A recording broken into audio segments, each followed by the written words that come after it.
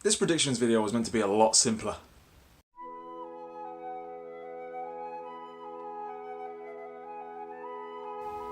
Hello and welcome to my generic background of TLC, because I've got lazy in my age, or maybe it's just a hangover, I'm not sure. But yeah, I had a heavy night last night. Which is why I didn't do a predictions video yesterday, which, as it turns out, was a fantastic move, because if I had done a predictions video yesterday, then it would have been outdated very quickly, because of two major news stories, which have completely changed my approach to TLC, which is a bit rubbish, really. So now, you know, if I'm wrong about this pay-per-view, I'm sorry, I haven't had much prep time. So whatever, let's get on with it, with obviously the biggest news story, which is from the kickoff, and that's Drew Gulak doing a PowerPoint presentation.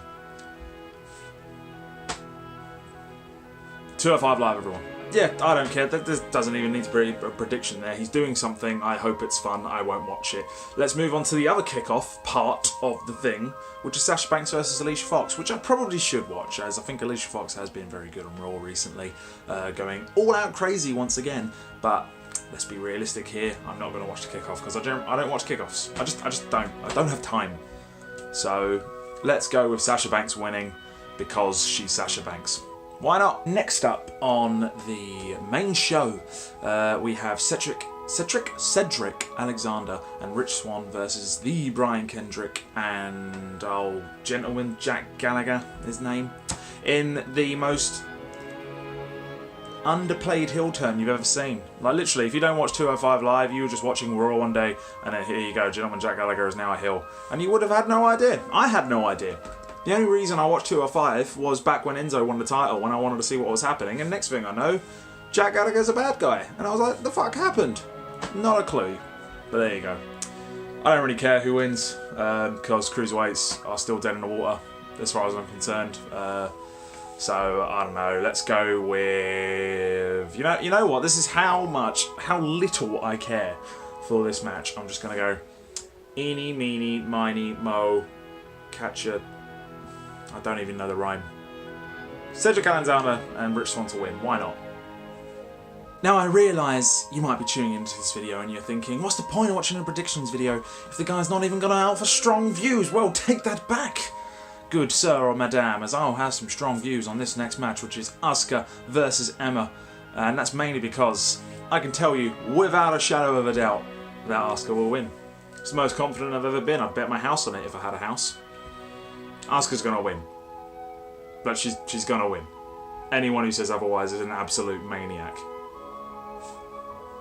Move on! Second time we're mentioning the cruiserweights today. It's Enzo Amore versus the cruiserweight champion Kalisto in a very thrown together rivalry born out of chaos from Neville potentially leaving, and all sorts of stuff. Kalisto's crap at promos, isn't he? Like, he's just rubbish. Like, he just sounds crap. Like, I don't like Kalisto. Just don't like him. Great in-ring performer, but yeah, he's just a bit everywhere when he cuts a promo, and he's going up against Enzo, who's guy's damn good at promos. I think it's a shame that what's happened with Neville has happened, and I do hope that they sort it out and he comes back and he's not completely left and done a CM Punk.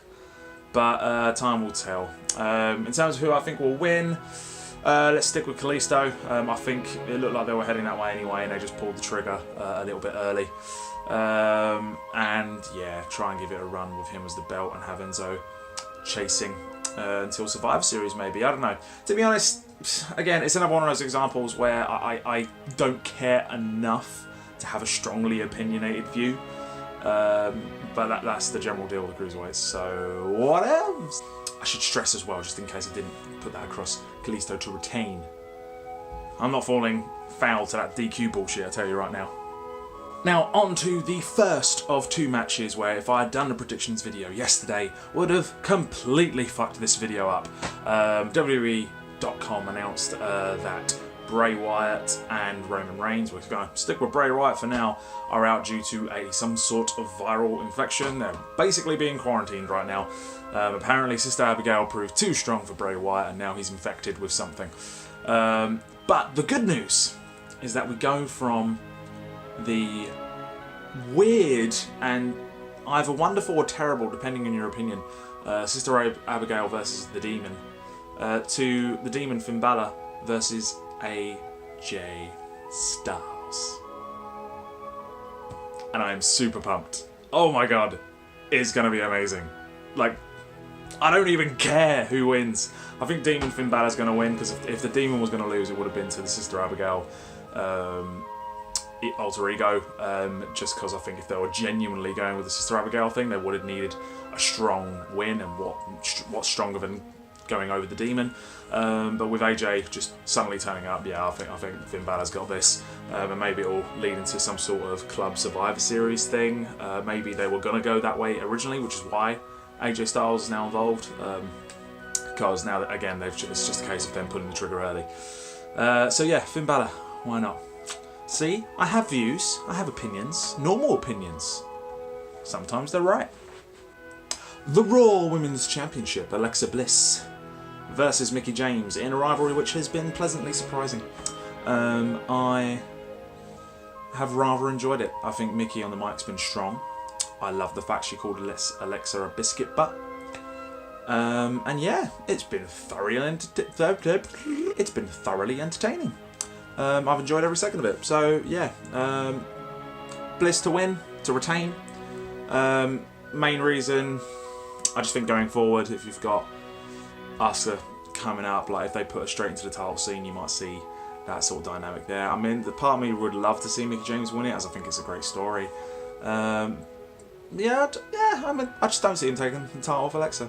I could be wrong. I'm always fucking wrong, to be honest, but you know, gut feeling, gut instinct, Bliss to win. Should be a great match as well. Looking forward to it.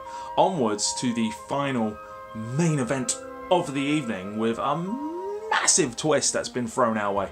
So we have a 3-on-5 TLC match with the returning Kane, Braun Strowman, The Miz, Cesaro and Sheamus taking on, well, it was going to be the Shield, and it would have been awesome. But now, due to Roman Reigns getting ill, mostly due to fans getting out voodoo dolls for years, trying to make him ill, apparently it's now worked.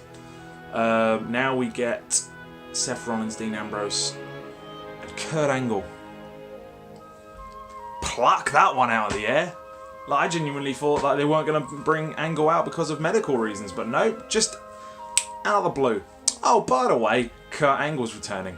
And you can argue it feels like possibly a little bit of a waste 2 days before, but you know, the news was spread around quickly. So I think it'll be fantastic. Again, like the AJ Styles Finn Balor match, I think this is an example of having to pull the trigger early on a potential match. We maybe would have seen, and maybe we'll still see, the Shield and someone else plus Kurt Angle in a Survivor Series match versus the 5, Miz, Cesaro, Sheamus, Kane, Braun. So that may well still happen. It's just they pulled the trigger early on Kurt. I ain't gonna complain. It's gonna be brilliant. I would have originally said Shield to win this match. I'm now changing my pick with the recent changes, and I'm gonna go with Miz, Cesaro, Sheamus. Who the hell has left in this? Braun and Kane to win, because you know Shield hasn't got their full team together, and Kurt Angle hasn't been in the ring in years. I think it's more damaging to let these 3 win now than it would have been if it was just the 3 Shield, because of how good they've been over the years and how good we know they are. So I feel it would be even more damaging now to lose to Kurt, Seth and Dean. So that's why I'm going with it. Again, I'm working with my sort of logic, which it's WWE, so I really shouldn't do that, because they just like to take logic and go, you piece of shit. But there you go, that's what I think. And that's TLC, and it should be great. I'm thoroughly looking forward to it. As usual, I'll try and do a review video, but I'm a busy ass man, so it might be a couple days late. I'm sorry. I mean, it's a bit like the Loose Trunk schedule this past week, so it's all been a bit late. Actually, no, Raw was early, SmackDown was a day late, and I still need to put up NXT. In fact, it might be up before I do this video. I don't know. I can't keep track of time. I'm not Doctor Who. TLC this Sunday, WWE Network, $9.99. I don't get paid for the plug. Jesus.